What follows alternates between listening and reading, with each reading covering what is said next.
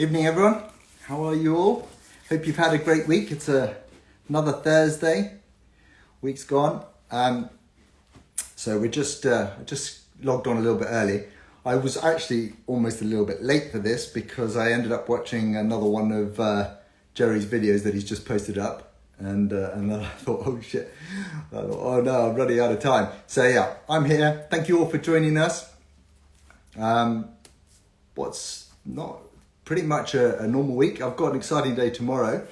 I've got a couple of people coming by that want me to test a whole load of UV products for them, so I'm looking forward to that. It's going to be a different day, and I've got a Range Rover in for a leather seat to do in the afternoon. So nice way to finish off the week. What we'll do is we're just going to wait for Gerry to join us, and then we can start the show. Hello, Miss Detailer. I'm not quite sure how much you can understand, but you're very welcome to join us. Thank you. And now, look, for the guys who've joined us, my own UV gang's officially joined. Hello. That's either Tony or Izzy. On the bottom of the screen here, where you've got the comments, next to that is a little question mark. So you can send us any questions, and what we'll do is we'll try and go through them towards the end of the conversation. Depending on how much we chat, and I think Gerry's going to chat quite a bit because he's got quite a lot of stories to tell. We'll probably be running for the full hour. So I'm looking forward to that. Sorry, nobody else is joining this other than Gerry, but thank you very much for your request. Let me see if, I haven't seen him come on yet, but he won't be far behind. We're well, thank you. Right, let's see if we can pick him up here. Just send him a request quickly.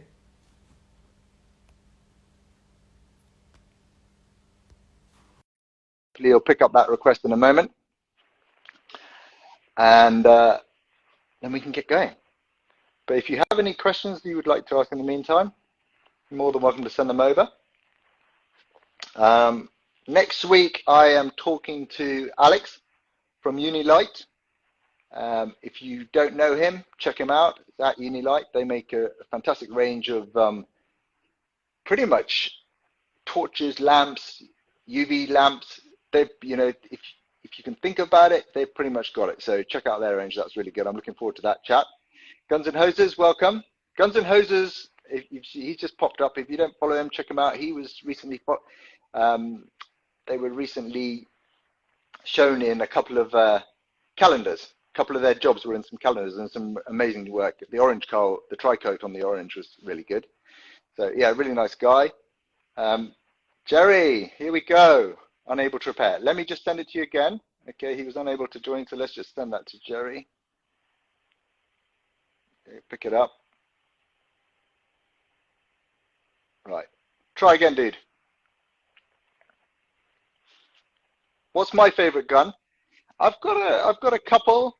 I like the Segolas. Hey, it's not about me. It's about this man here. How you doing? How are you? Good. Yeah. You feeling better?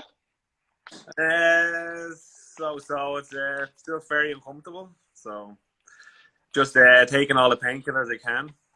Yeah. For those of you who don't know, he's just had a double hernia.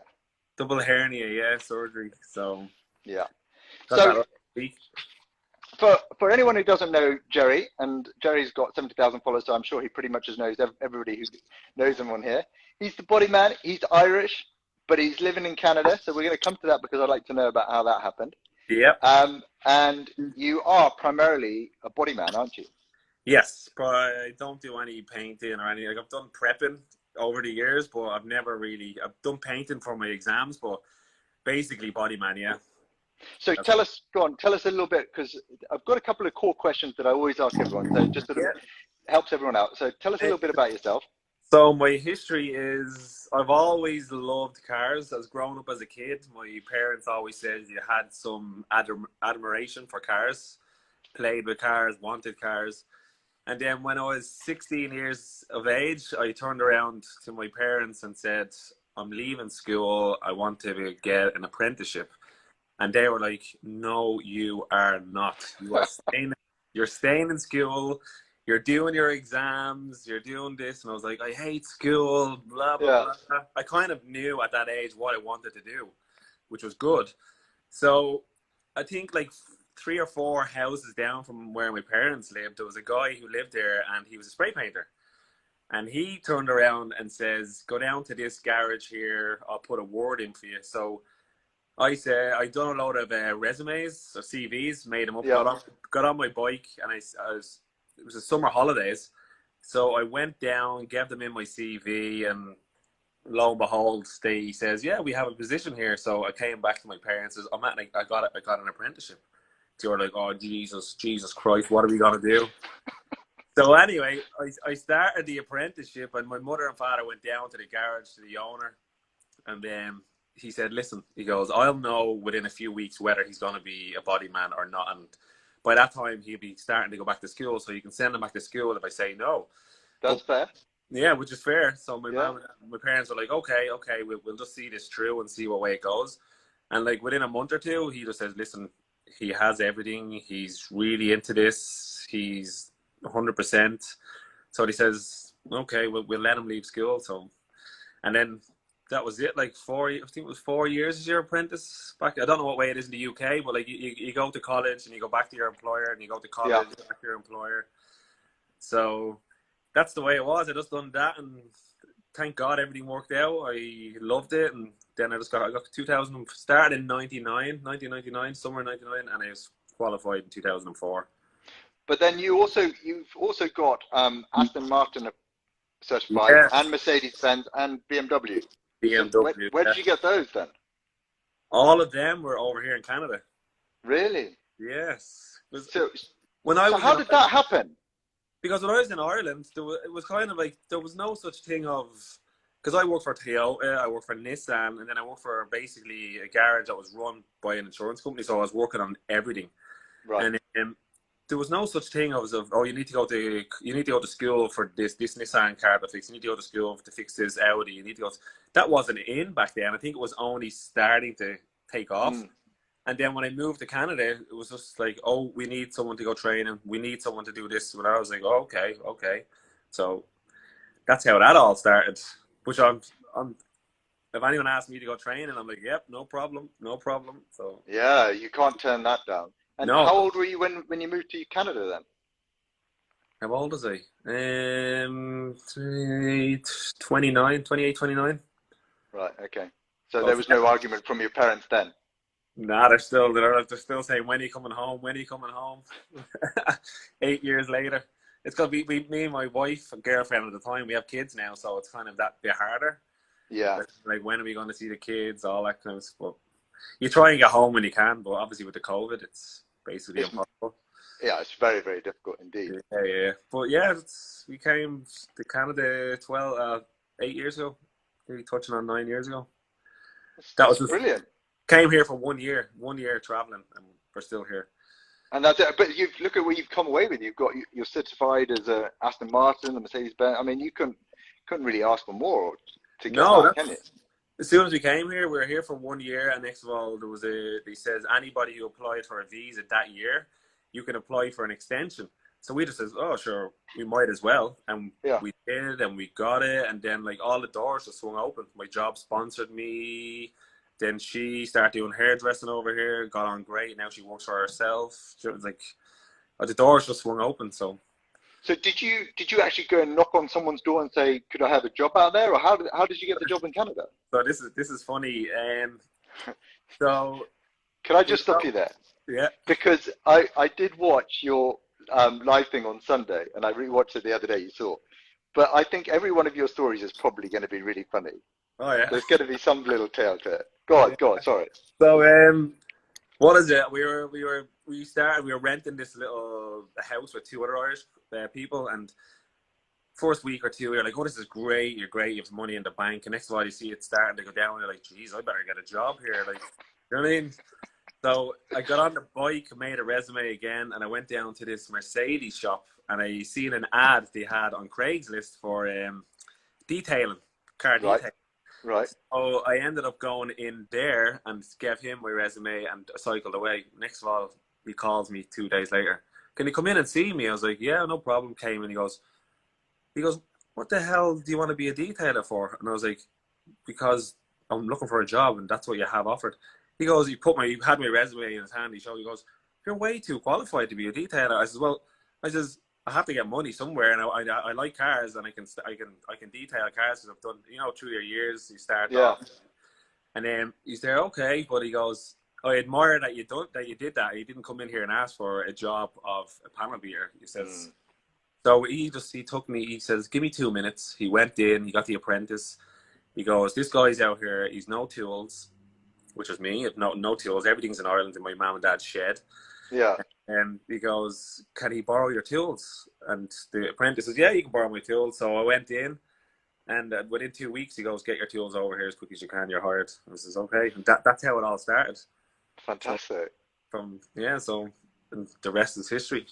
And then that's a good lesson for people as well, isn't it? To not necessarily think you have to go in, "I'm a body man, that's the job I'm going to have. I'm not going to be open to anything else." The door opens just by going in and wanting to work and being a detailer. Exactly. I could have looked at that job and says, "Okay, there's no job there for a body man," but I see in a detailing job. So I says, "Okay, let's go there, start detailing." Then he's seeing my resume. He says, "Oh, you're a qualified body man." I'm like, yeah. We're not looking for one at the moment, but let's give you a tryout." And it all worked out. So. And your Instagram page, when did that sort of start up? So this is another funny story. Okay. The last one wasn't too funny, but I remember I had a little page going. I think it was a little Facebook page, and I posted a few little pictures or videos. And a guy I worked with over here, good friend of mine, he turned around to me one day and he goes, "Hey Gerry, I'm thinking of setting up an Instagram page. Can I take 1 or 2 of your videos to put it on my Instagram?" And I was like, "Hey, yeah, whatever, buddy, go ahead, no problem." So I came home, and my wife already had an Instagram page for her hairdressing. And just having dinner and just chat over dinner. I says, "Oh, Gobi's and asking me, can you video?" And she goes, "What did you say?" And I says, "Yeah, sure, go ahead." She's like, No. "Give me your phone." And I was like, "Get her my phone." Within 10 minutes, she goes, "There's your Instagram page." She goes, "Now." She goes, "You put your stuff up in that." And that's how it started. So if I have to say thanks to anybody, it's my wife. Yeah. And then it just started off as a hobby, and then it just kind of progressed slowly. And then, like, I think within 6 months, it just jumped. And then people were asking me questions. People were asking me to do a certain kind of video to show them how, and then it just grew and grew and grew, which is great because I'm learning off people, and I'm teaching people certain ways. So it's a great little family to be around. It's a really good community, definitely. It's an excellent community. And your videos are really informative, because I've just watched the one where you're taking that low spot out on that panel. And you've got your dolly and your hammer, and I mean it was. I almost missed starting this show because I was busy watching that. But it's nice the way you've stopped it. You've given some text there on what you're doing and why. It's easy to follow. So I'm not surprised you've got that sort of following. It's the flip and the dolly. It's kind of old school. I learned from all the older guys that I worked with. But if I show any young guys coming in, they're like, "No, we don't get taught this in school. What is that? And how do you do this?" I'm kind of like, it's pretty simple. It's kind of, you just get your, like, if you can't get a glue pull on it, or if you can't do it, if you can get like your hand in there, quick. Like last week, the painter is in the paint booth. He is getting the rear door sanded down for an X5. He goes, "I've just noticed a ding. The car's all masked up, everything. I need this done quickly." So in straight away. The same thing, flip and dolly, got it up, got it nice and flat, and then he's ready to go. No, you just have to wait long, or it's just like, get the job done, get it in, get it quick. So if they have any damage in the boot, you just call me in, just get it done straight as quick as I can. That's a real skill. So yeah, I love it. I've always loved metal finishing. When I worked for Toyota, there was we were right beside Toyota Ireland, which was they brought all the brand new cars in. Yeah. And we used to call it the graveyard. Any damaged cars from in transit on transport, they'd go into the graveyard. We'd have to go over, get the cars, bring them back and fix them. But we weren't allowed to put any filler in the cars because they're brand new cars. So that's how I learned a bit of metal finishing through other guys, because you'd get a Toyota Yaris in Corolla, dings on the door, and they're like, "We have to metal finish this, so you're nice and fine, take your time, get it out." And that's where I got most of my knowledge from them. So, and clearly you love it.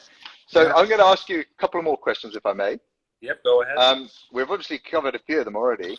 What are your two favorite things? Obviously, metalwork, one of them. That was going to be my question. So, do you have a second one that you really like about your job?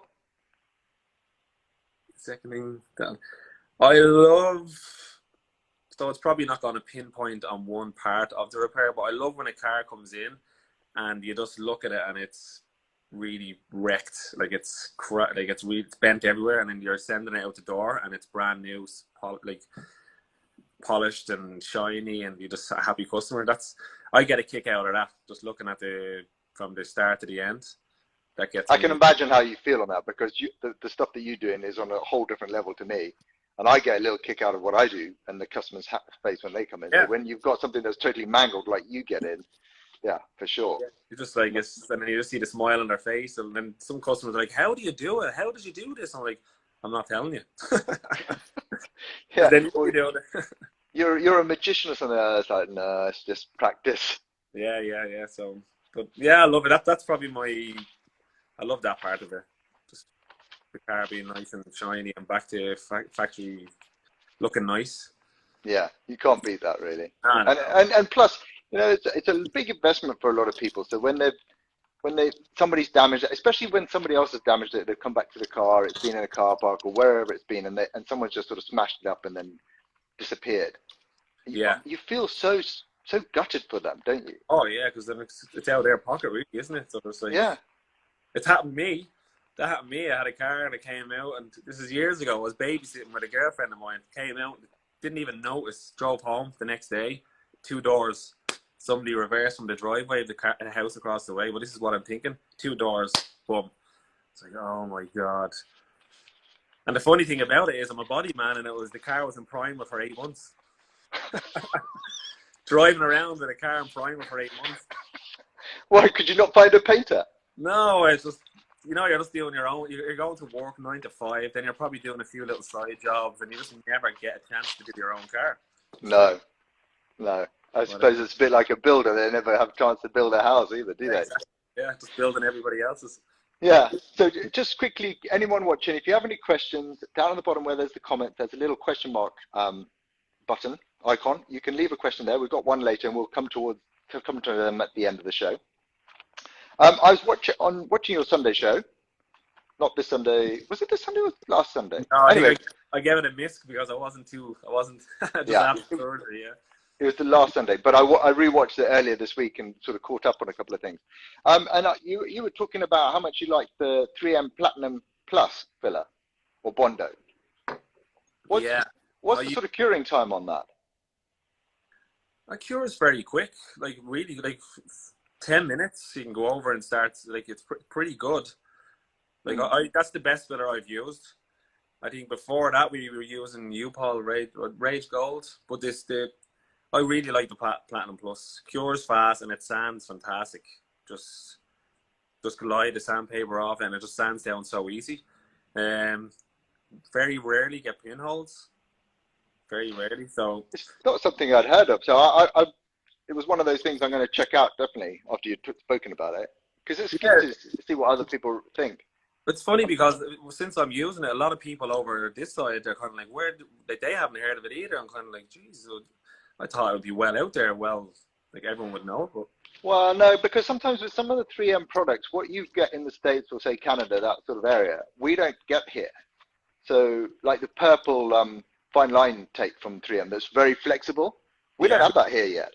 You don't have it? That's crazy. No. Yeah, and I got sent some by TJ from Island Customs.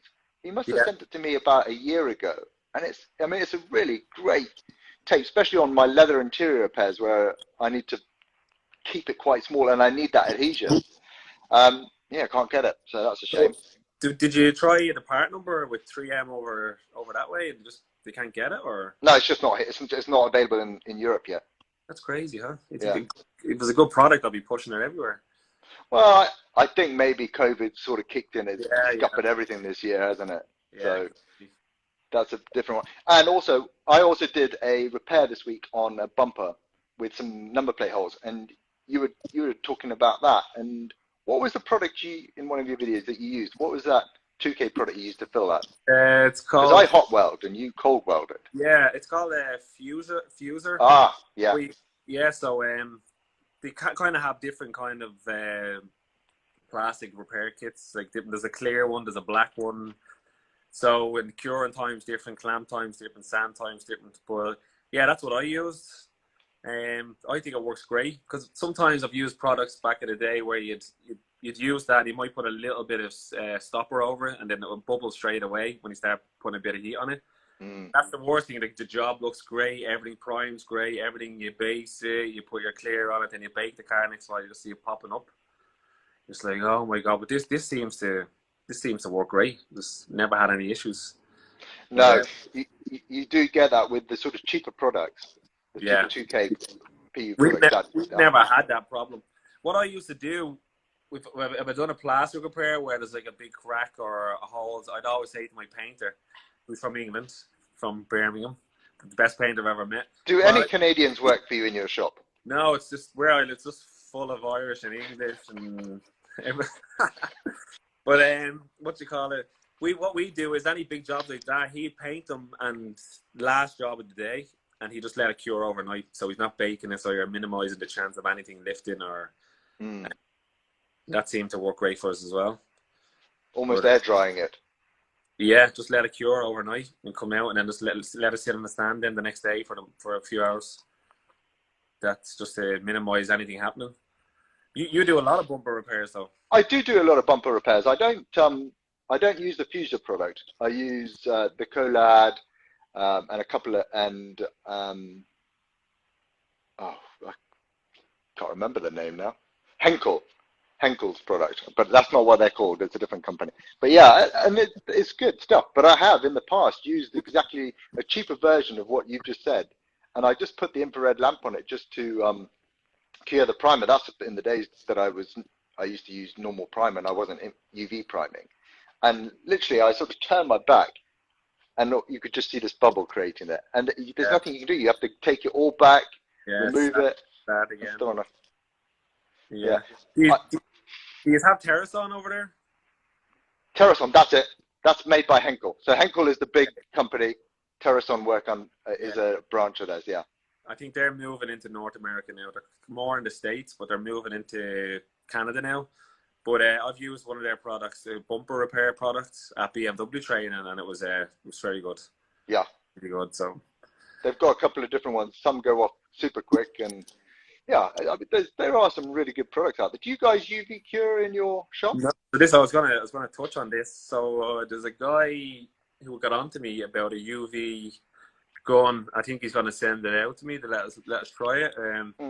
AMH Spectratech, the Instacure. Yeah. And what did he use? A Matix or Matic or something? It's a special putty and a special primer, and if you use the UV lamp. Now, I don't have any knowledge, to be honest with you. I'm just going to try it out and see what it's like. But he said, like, you can put it on, you run the UV over it, and within a minute, 2 minutes, you're ready to sand. I was like, wow. Well, it's even quicker than that. Depending on the lamp you got and the primers you use, you could probably, some primers, you can cut that down to sort of 15 seconds. Whoa. Yeah, and you're going to get depending again on the primer, you could get almost a 2K primer build out of a 1K product. That's crazy. Yeah, with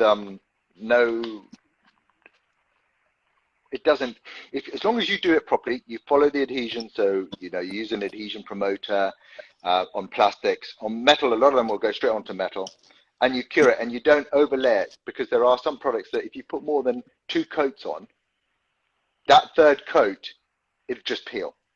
Right. I don't know what it is, but they even say in their TDS, 2 coats, cure it, and then if you want to put a third one, key it up again and then put a third or fourth coat on, but don't go 2 swipes and then think you can get that third one, because it just pulls away.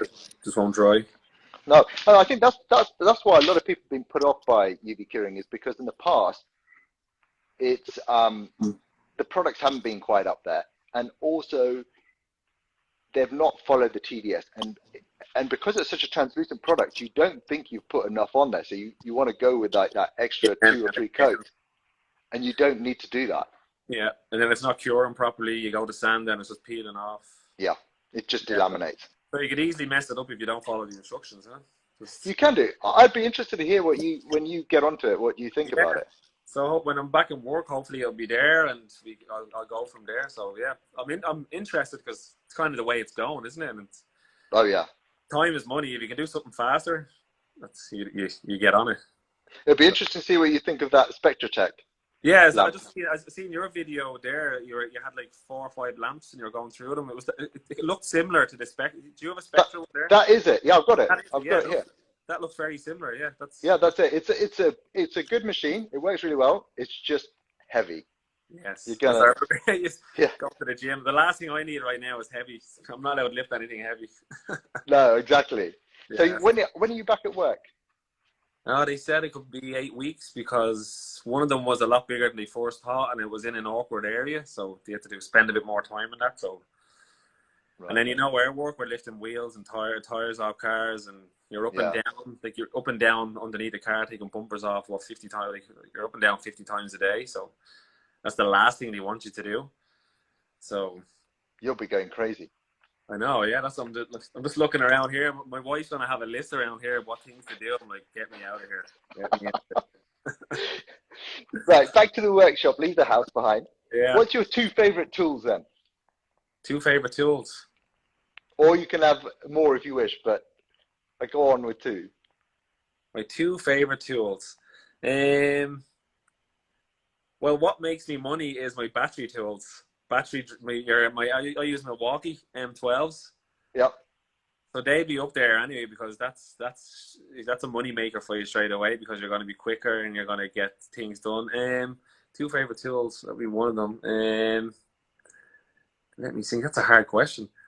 Like could it be probably not equipment? It could be anything. Two sort of favorite things to do. Yeah, or something that you prefer to do. Yeah. I love spot welding.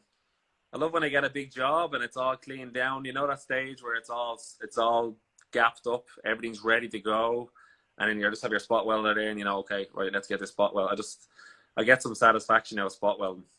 But that's a monster machine you have as well. Oh yeah, that's a workout as well. Yeah, I can imagine. Like it's supposed to be on like a bit of a it's a support system to help you, but it's a bit awkward trying to get into different angles and everything, and it's pulling against you. It helps you a little bit, but sometimes it's more of a nuisance. But yeah, spot welding's up there. I love welding. I love spot welding. I love MIG welding. Back to metalwork. Yeah, back to metalwork. I like that. Back on your little video as well. I just picked up. I had these come in. Yes. Brilliant. Yeah. Have you only got them? Yes. See, well, I have had this for about a month, and for anybody who's wondering what it is, it's the 3M 05170. That's got a fixed Velcro pad on it. And then and I don't have the large one like you have, and then there's the 50728. Yeah, and they're good. You have all your different angles there. That's yeah. Yeah. The suction on them is amazing. I know, yeah. That's what when I'm using them, you can hear the vacuum in the background, and there's very little dust, and have your mask on as well. But it's great. And that's a really neat little gadget to sort of open up to reduce the suction on it. Yeah, definitely. Yeah. Like when you close that, you can probably sometimes depends on how strong your vacuum is. If you close that and let go of your block will just stay on the door. I did. I posted a picture the other day about a week ago on my story. The block was just sat there like a limpet. Just that's it. It wasn't going anywhere. It just goes to show you how good it is. Fantastic. But the discs, the pads that come with this, because of the way it's set up, they extract really well as well. Yeah, it's like there's minimal. Tiny small holes all over the pad. It's like it's not just slits in it as well. Yeah. Just small holes everywhere. And it doesn't. I love it the way it doesn't clog up. I've used some sandpaper in the past. You're sanding. You've only done a few swipes of the sandpaper, and you can see it's clogging up and everything. And it's like, oh, what's going on here? It's just. But with the 3M, I've never had a problem. Never had a problem. No, I did have one from another company, and I thought that was good until I tried this, and this was on like a whole different level as well. Again. Yeah. So really like that. It's great. I really like it. I've never had a problem with it. And then I had them. I think it's the Hookit, the yellow ones. Yeah. But the only thing is they have no vacuum on them. But they have great shapes as well. Like if you have any awkward shapes to do, you can. Yeah. That's a great little set as well. That teardrop, the teardrop one you've got, I've Yes. got exactly the same, but it doesn't have the Velcro on there, so the little hook it. So you've Yes. always got to hold the sandpaper, but the hook it idea is fantastic. Yeah. But it's funny, like it's like how people make things work. I remember I had to do a side job in another garage. He goes, "We have a problem here with a Bentley. Can you come down and have a look at it?" I went down, looked at it. Fender was all damaged, aluminum. The guy didn't know what to do. So I said the best thing to do was take the fender off the car, heat it up, get in from behind. We done that. Then we were repairing it, and I was just showing the guy how to do it. And then he's like, "Oh, this shape here," and I was like, "Yeah." I said, "Have you any of them blocks?" He goes, "Oh, I have this," and literally he had a cloth wrapped up in loads of masking tape, and it was just soft. So basically, he put sandpaper around it and squeezed it into whatever shape he wanted, and he'd be sanding with this. I was like, "Oh my god!" Just because he wanted to get this oval shape on it, just had a Right. massive cloth with tape all around. You just sanding like that, and I was like, "Oh my god!" What people have to do just to. It was like a really small. They didn't have much money shop. It's just like. And that's what he done to make shapes on doors. He just got cloths, wrapped it around in a load of tape just to create the shape, put a bit of tape over it, sandpaper over, and start sanding. And I was like, oh my God, like the But things. we are spoiled slightly because if you look at Yes. third world countries or some of the Eastern European countries where uh, Iran, there's a guy that I follow in Iran who does plastic welding and his work is amazing. But something like this would be gold dust to them. And so Oh, yeah. the way they improvise and make products It's amazing. just suit them. Yeah. Like the body line tool I have, the body line tool, we can't I get, can't remember. we can't, Denfix body line tool. He goes, we can't get that here. Some guy from over Iran as well, maybe. He was like, we can't get that. I was like, oh, I don't know what to say. And he goes, probably about 3 weeks later, he sends me a message and he made one. He literally made one. And I was like, that is amazing. It says 100% for your creativity. And it was perfect. Done the exact same job, exact same way. And then I have other friends, like other people following me, and we text each other, and they're like, they'd show me a repair they've done, and I'm like, oh my god, that would be a new door all day long, or a new quarter panel all day long. And they'd be saying, well, we can't get them here. We can't get a new door, and we cannot Yeah. get a new quarter panel for that car here. So they have no option but to repair it. And it's just like what they like their metal work and how they do it is absolutely amazing. Like the patience they have, how they do it. But if I done that in Canada here, they'd be like, no, you can't do that. Yeah. If I was seeing doing that, they'd close the business down. Do you know what I mean? But you're just like, what can you do? These guys can't get these parts. The customers. No, and so they got to just make do with what they've got, and Yeah. like you said, they do fantastic jobs. Some of them. Like if they came over here to work, they'd be like looking at them blocks, looking at a new quarter panel rolling in off a truck, going, "This is easy. This is easy." Just get out his little ball, his rag with all the tape on it. Yeah, I know. It's crazy. Oh, We just, a load of respect for those guys. oh, definitely. I also saw your Costco tool cupboard, and I actually have one of those as well. Oh yeah. Yeah, not the same as you. I have a smaller. You've probably seen it in my video. It's like, but it's just I bought it several years ago. Adam, who comes into my shop, the dent guy, he said we were looking at tidying up my shop, and he sort of, as soon as I have an idea on something I want to do, he finds the solution to my idea. Yeah. So Great he people found to it. Yeah, great. It's fantastic. If there's a problem, he can solve it. But he found me the Costco cupboard, and it's exactly like you said. It was a fraction of the cost of big name companies, but Yeah. it's never that broken or fallen Yeah. apart. It does a brilliant job. That's like I have my toolbox on the bottom, and I have 3 overhead cupboards, and then we got a light underneath it, so it's kind of a bench. Now, them cupboards are fantastic, but mine needs a good clean out. I'm like, you probably look at that with the doors closed and go, I bet you everything's really organized in there. Sometimes I open that and everything falls out. I'm like, Jesus Christ. That sounds like my wardrobe at home. You Yeah, don't open that door, and when you do, it's literally just to go in and grab what you want. I could be going there to look for one rivet, a special rivet for a special car, and I go open it and everything falls out, and I'm probably 10 minutes cleaning up, and then I get the rivet. I'm like, Jesus. Just trying to find the time to clean it all out. Yeah, that's what it is. It's the time is hard because you can get called onto a job, and when you do have that time, you want to be at home Yeah, or exactly, yeah, yeah. yeah. I know exactly what that's like. I know time is a struggle. No. Should we see who's asked us some questions? Let's see. Yeah, go ahead. So that was a question for me. So we'll come back to that.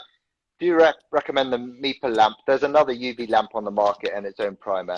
Yeah, the two work well together. What's your preferred? Oh, here's a good question for you, because this is something that I don't know much about, but being a metalwork man, you will. What is your preferred method and why for panel shrinking when you get oil canning? I'm not even sure what that is. Oil canning. So it's when you're doing a repair and the steel, the metal just starts popping in and out. So you're losing your strength. Oh, so it's stretched. Stretched, exactly. Yeah. So my proper, the way I would do it, I always say, I don't say my way is the right way, but it works for me, would be the way I was taught. If you can get in behind it, would be the oxyacetylene and a dolly in behind it. Give it a gentle heat, and then you can get special hammers. But if you're doing it a long time, you can just use your normal panel hammer. So you'd put a bit of heat into that area, get your dolly in behind it, and where you generate a little bit of a rosy kind of color, I would go around in circular motions with your hammer and hammer back into the center, while putting a little bit of pressure on the area. And basically what you're doing is you're bringing all the metal grains back in and basically bringing the strength back into the panel. Now, there's other ways as well, like the Denfix tool I have is like you get an electrode on like a little gun, and it's basically, it's like a single side spot welder. Kind of like you're just putting little spots just to kind of tighten everything up.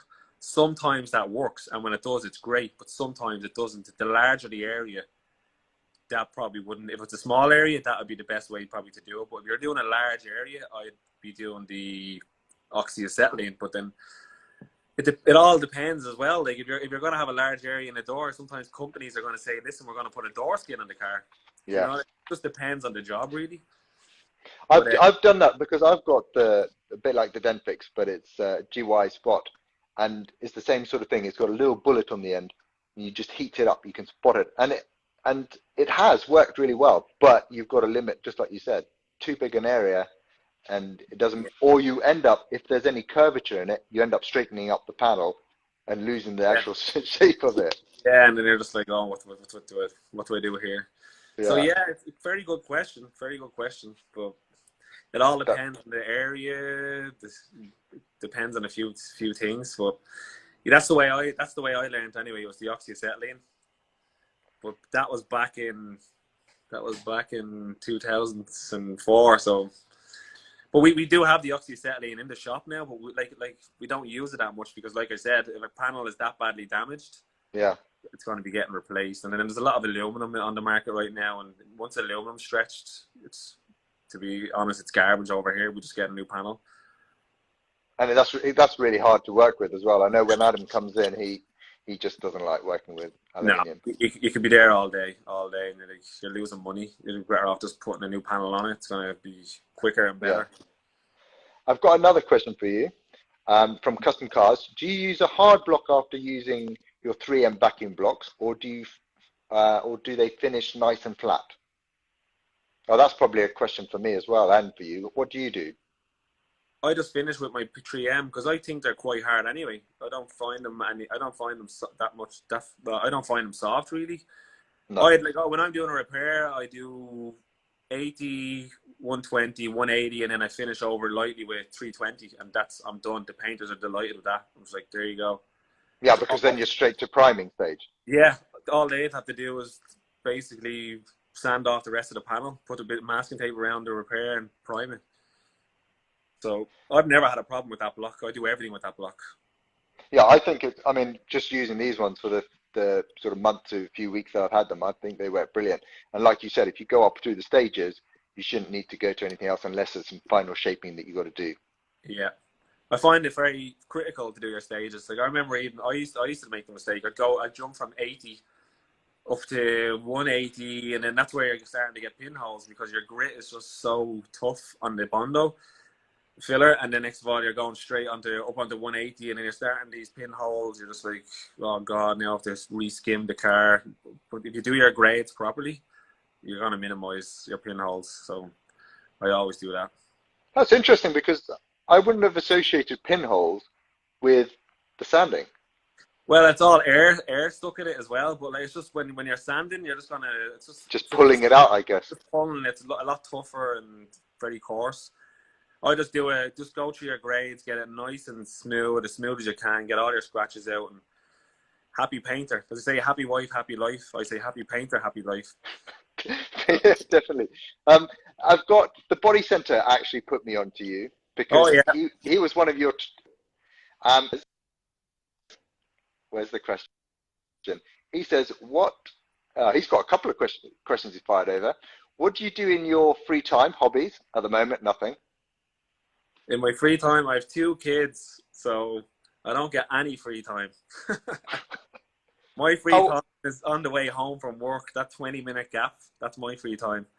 how old are your kids? I have a 4-year-old and we have a 6-month-old daughter. 4-year-old boy and a 6-month-old girl. Okay, yeah, no free time.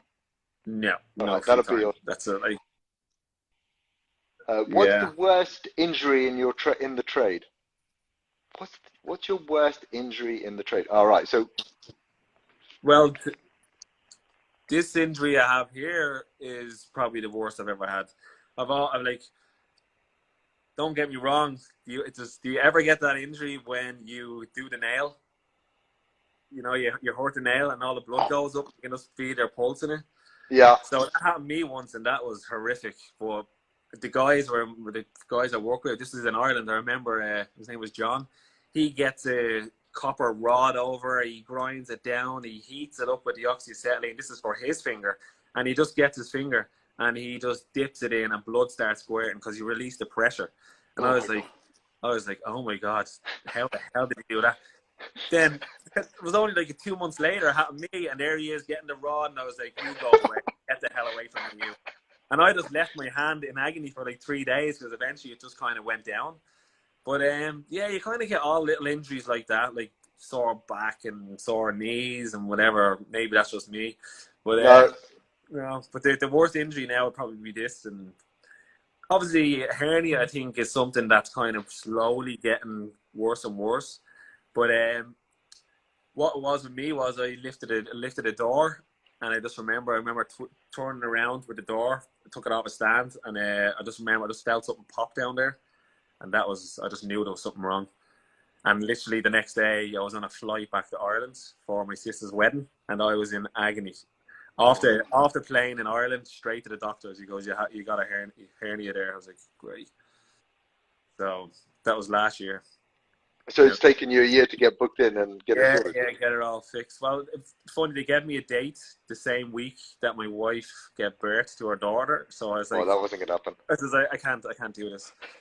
And then literally they just called me and said, listen, we have a cancellation here. We can fit you in now. And I was kind of like, oh God, it's coming to Christmas. My job's so busy. And they're like, listen, COVID, we do not know when we could fit you in again. And it was starting to really aggravate me. So I was like, listen, I have to go. I have to get it done. So, but yeah, this is probably the worst injury.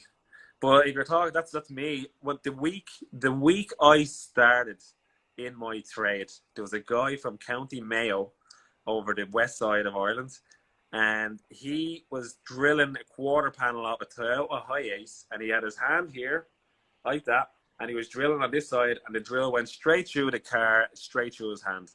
Oh my God. And that's what people are like, and you still done the trade. And I was like, yeah. There was literally, I never forget it, there was no reverse on the drill. He literally had to get someone over to wind the drill backwards to get the drill bit out of his hand. Oh, Sorry, probably a bit too much, but like that's yeah. probably. If you're eating dinner at the moment, sorry about that. I That's can't like laugh because it's sore for me to laugh. Oh, Jesus Christ. that's something from Quentin Tarantino movie or something like Yeah, that. yeah. So, oh my God. But Ireland seems to have been a bit of a wild time because on your what really cracked me up about your other video, I just go back to this video because I thought it was really good. And if anybody's watching it, go and pick it up. It's a couple of posts back, and it was just your live one where you sat on a Sunday evening chatting in your workshop. But Mike, Mike. It's Mike, isn't it? Mike. Mike the cleaner. Oh Is it? yes, yes, yes, yes, yes. I feel so sorry for that fellow. I know. Yeah, that's So great. the story I'd like you to just share with everyone, but if those people who haven't heard it, is just tell us about his trainers. What was it? Say it again. The trainers, his trainers. Oh, so he was there was a locker room, and he used to leave his clothes in the locker room. We all did, but we used to put it in a locker. He never did. He used to just, because he used to just have a jacket on with his normal clothes. He used to put his jacket hanging up, and he used to put his shoes on the floor, and that was it. He'd come in the next morning. He was always forced in. He put his shoes on and his jacket. So it was me and the guy Ian. We're like, we had to get him. We just kept messing all the time. He messed with us, but obviously not to this extreme. So we says, we're always trying to do better than our last prank. So we got his shoes and we uretained the bottom of his shoes to the floor. And then obviously by the time he came in the next morning, we were obviously coming in later than him. We were like, oh, what's he going to be like? What's he going to be like? And we came into work and I was like, Gerry! In! And his shoes are still there. He's like, get them shoes off there. And he's going around in his runners. And we're just like, oh, Jesus, we're just getting the blade, going over and cutting them. And he wasn't happy because half the urethane is still stuck in the sole and he's walking all imbalanced. And, oh, yeah. We got up to a lot of mischief. Oh, but we got our work done. That was the main thing. People are like, hey, what are you doing? We're like, well, we're getting our work done. Our productivity is still perfect. We never get given out to it. And like another one, I remember there's a guy from Vietnam, Pooja was his name. Lovely, lovely, lovely guy. So we got his bike and we quick release wheels. So we took his wheels off his bike and we cut out cardboard wheels and we put the cardboard wheels on his bike and then we hooked his bike up onto the wall in the middle of the shop with the cardboard wheels on. And next of all, he didn't even notice. And next of all, our boss comes over and goes, Plunkett is coming here. He's in the car park and Plunkett was the owner. And next of all, he comes in a suit with a load of other guys with suits and he's walking around the shop with like, they're writing down stuff. yeah. And we're like, please don't turn around. Please don't turn around. Please don't. But I don't even know if any of the other guys in suits looked around and seen a bike on the wall with cardboard wheels. They're probably like, what the hell's that all about? Like, oh my God.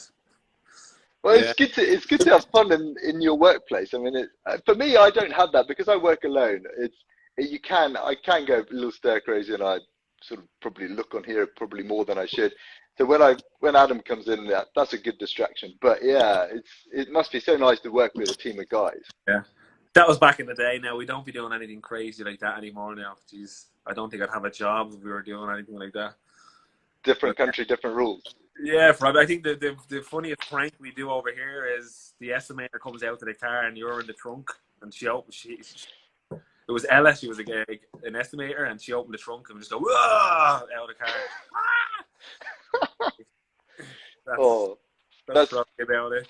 But yeah, it's always good to have a bit of a laugh anyway. Keep a smile on your face. Oh yeah, for sure, definitely it needs to be done. Yeah. All right, let's we've got a few minutes left, so let's just you answered this question. And one of my questions was, did you ever fancy being a painter? But you're happy just being a body man. Happy being a body man. It's just because where I done my apprenticeship, you're either one or the other. Right. It was one where you done it. If I was in a shop where you could do both, I probably would do painting because I always loved art. Art was my number one subject in school. That's the subject in school I done the best in. My teacher always says to me, my art teacher, whatever you do in your career, make sure it's art. Yeah. And this kind of is like doing like Bondo. I love it because you're sculpting. You're basically sculpting something back into a shape. That's art. That's art to me. So for sure. Yeah, definitely. To get that, I mean, and even just to get that metalwork back into the swage lines and all the intricacies of it, that is an art form. Yeah, I love it. These new Audis with all the sharp lines and everything, it's great. It's just replicating what it should be, and then you get a prime paint and you're like, there you go. Yeah. So yeah. So how many body men are there? Is it just you or in your shop? No, so there's me and 3 other guys. Then that's 4 body men, and then there's 3 painters. The painters do all their own prepping. So while one guy's in one booth, one guy's in another booth, the other guy's down there getting his work ready. Then you just keep alternating. Right. And then so you've got work going through constantly. Yeah, constantly. How many cars a week are you doing? Do you Oh, reckon? I wouldn't know. That's more the office staff, but I think we do. I'd say we definitely do 30 easily. I'd say it's a fast. It's our production manager is one of the best production managers I've ever worked with in my whole entire life. It's just unbelievable. Like you could say to him, "Oh, that car that was back here like 3 months ago," and he'd give him the name. He'd say Wayne's car, and he'd go, "Oh yeah, PO with the part of the job number 2456." He just knows it straight away on a computer. Boom, he's just a genius. And then for him getting the cars in and out of spray booth, cars that are being repaired in my stall, he takes them out, car in. He's just unbelievable. Go, go, go, go. So. But you need that sort of support, don't you? That those guys working behind you, so you can just focus on your job. Yeah. Sometimes though, you're like, slow down, give me a break. But no, definitely, it's definitely an important part of a shop as production manager. Oh yeah, definitely. Otherwise, it could just fail, couldn't it? Exactly. If you don't have that coming through. Exactly. Do you have anyone that you think we should, or a couple of people you think we should check out? Because like the body center, Sam said he said I should check you out, so I did, and I'm glad I did. The guy there says you need a 5th custom car and collision. Yeah. Yeah, he is down in Florida, and he is a really good body tech, really good. So he just done a post there a while ago, helping everyone over in Canada and in the States of how to find out when you're doing an estimate, some basically parts of a job that you're not getting paid for from the insurance company. So like you're putting a new door in a car, and you're getting a time calculated up by your insurance company. So you're going to get, say, this is just example. Yeah. You're going to get 4 hours to do that door. But then this website, you can go into it and it'll show you Mitchell, all the computer estimating sites. It will show you what is not added on that door job. So you can add it on individually, so you'll actually get more time for it. All right. So I don't really need to use it because my production manager is all over this. He gets every bit of money that you should get because he's fantastic at his job. But that was a great. You just done a live there a while ago explaining that. So if you go to his page, you'll see that. But then his work as well. His work is amazing. He's a top tech. Okay, so custom cars and collisions. Do you know what his name is? Jack. Jack, if you can send me a DM, maybe we can have a chat and we can program you in for next year sometime if you're up for that. That would be cool. And I'll check your page out. I've got 2 more questions here for you. Yep. The body center again. Biggest mistake in the trade, damage-wise? Biggest mistake Damage-wise? Biggest mistake that I've done? Yeah, I would guess so. I think he's trying to put you on the spot here. No, this is what it's all about, isn't it? I remember the job I was there, my time in, it was coming up to Christmas, and I was in a Toyota Hiace, blue one, I'll never forget the colour. And I was driving in between 2 cars. I think one of them was just in for an estimate and one was just repaired. And I think I just tore down the door and fender on the Hiace. And I was just coming through a little gap and I could just, come on, move the car, come on, move. And I think my boss was there. He's like, come on, my granny drives better than that. So I just put the foot down and I went and I just took the whole side of the Hiace off with the car that was just fixed. So now the Hiace is just in for a new fender blended door, and now we're literally repairing the whole quarter panel, the whole side. There's probably a new quarter panel, but you just repair it because you don't want to cost the shop as much money as you can. And then the car that was just getting polished, ready to go out, that had to get fixed again. Oh my god! But then I have another one for you. Sorry. Go on. No, go on. I'm doing a Toyota Corolla. I think I done a new M panel on it, new trunk lid. And I was closing the trunk lid, checking the gaps, you know yourself, open it again, tweak it over, close it, tweak it, open it. And what did I do? I put my ratchet on the rubber just at the back screen. Just this one time. Customer is in the office waiting for the car to get washed. So it's literally, I was just tweaking it up before it went out to the customer. The last one, closed the trunk lid, bounced back up. I would have got away with it if I noticed it. I was there, what the hell? Closed it harder, back window. I literally just went into the locker room and hid. All I could hear is my boss, Gerry, wait! It just reminded me of 2 stories I've got as well. So when I had my 2 places in my workshop, I pointed there because that's where the workshop is. I had lifted up the tailgate on I think it was an Audi of some kind, like an SUV, and there's an RSJ that goes along the top, and so I've got foam to protect the boot lid when it's open. Yeah. But I then lowered the ramp, and of course, as I was lowering the ramp, the boot lid was opening, Oh, and it caught on the windscreen wiper that's fitted into the glass, and yes. it just shattered everywhere.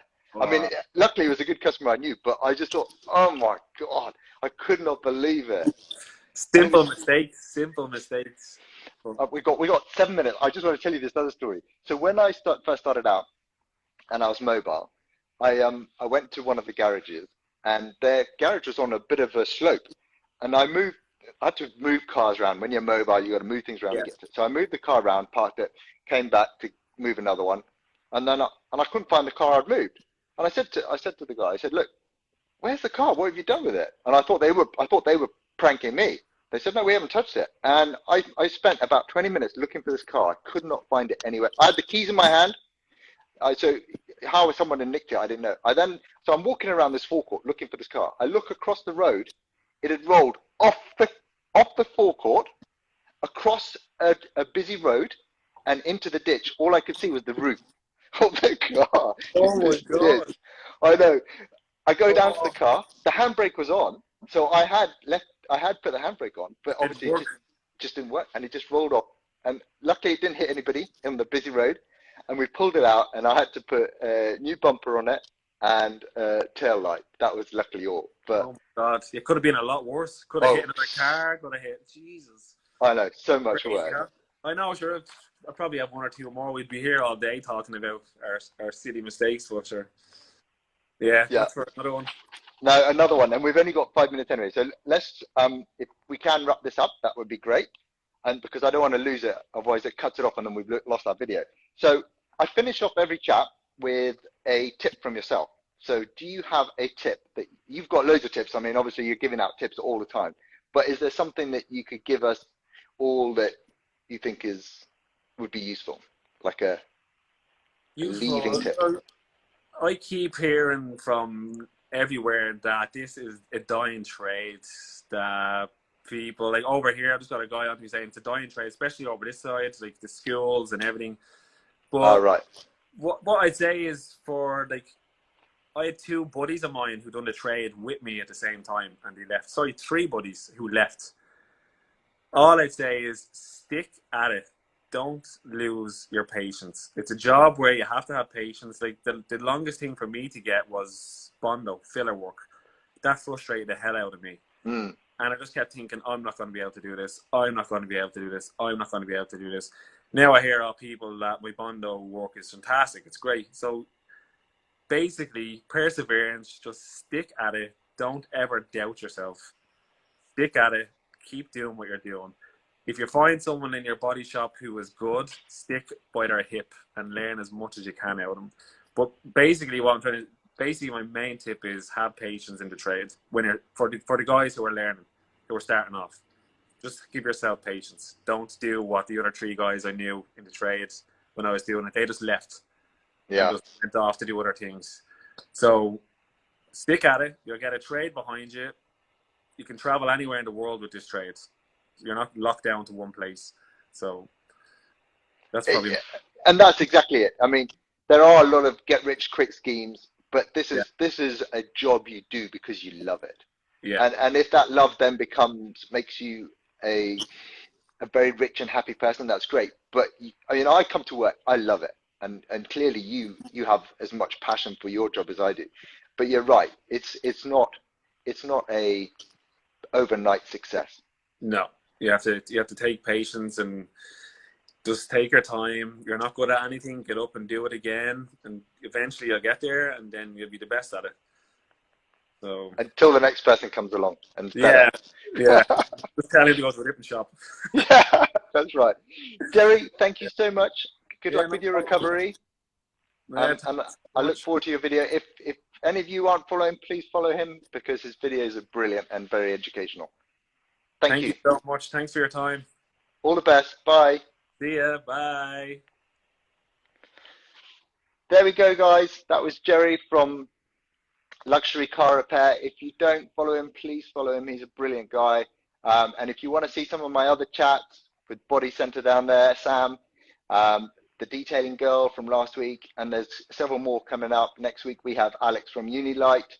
Please, it's always going to be on a Thursday evening. So yeah, tune in for the next one. And custom cars, I've seen you pop it up here. It's been really great to see you pop up here, and I'm looking forward to chatting you on a DM. Right, that's it. I'm signing off. Have a great evening and speak to you all.